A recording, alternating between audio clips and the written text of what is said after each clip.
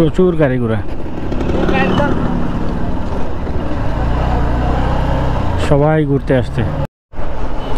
কয়েকদিন দেশের পরিস্থিতি অশান্ত থাকার পরে শ্রীমঙ্গলে পর্যটক খুব একটা আসে নাই, কিন্তু এখন দেখা যাচ্ছে প্রচুর পর্যটক। রাস্তাঘাটে মনে করেন যে প্রচুর গাড়ি,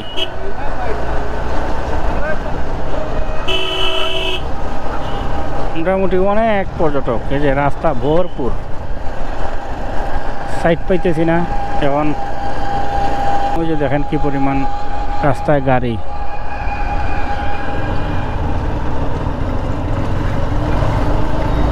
মোটামুটি ভালো পর্যটক এবার শ্রীমঙ্গলে আসতেছে এখন আবার।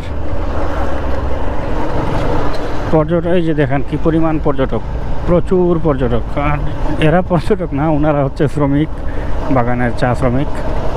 এই যে মানুষ, প্রচুর মানুষ ঘুরতে আসতেছে এখন।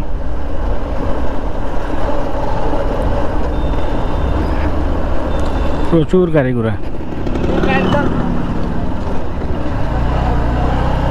সবাই ঘুরতে আসছে আজকে। অনেক মানুষ, মানে কি বলবো আপনাদেরকে, প্রচুর মানুষ। আসলে মানুষে অনেক দিন ঘুরতে পারে নাই, ঘর থেকে বের হতে পারে নাই।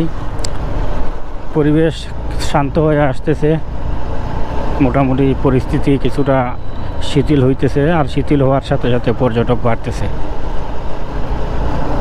অনেক দিন শ্রীমঙ্গল পর্যটক শূন্য ছিল। হোটেল রিসোর্টগুলা, শত শত রিসোর্ট পর্যটক শূন্য পড়ে ছিল।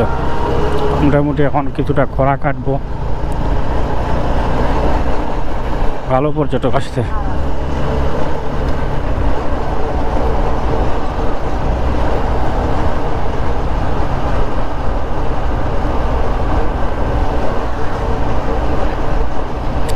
এটা হচ্ছে বাংলাদেশ চা গবেষণা ইনস্টিটিউট, বাংলাদেশ টি বোর্ডের একটা প্রতিষ্ঠান। এটা অনেক সুন্দর। এটার ভিতরে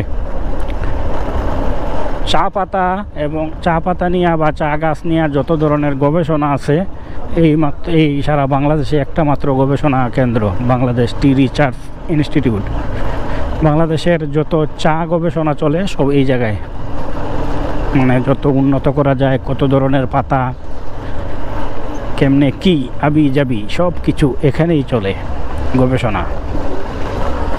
গ্রিন টি, ক্লোন টি,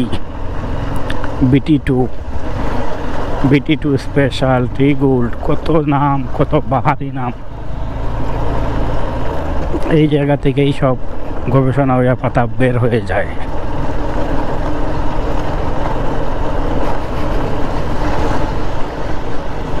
ফিনলে টি,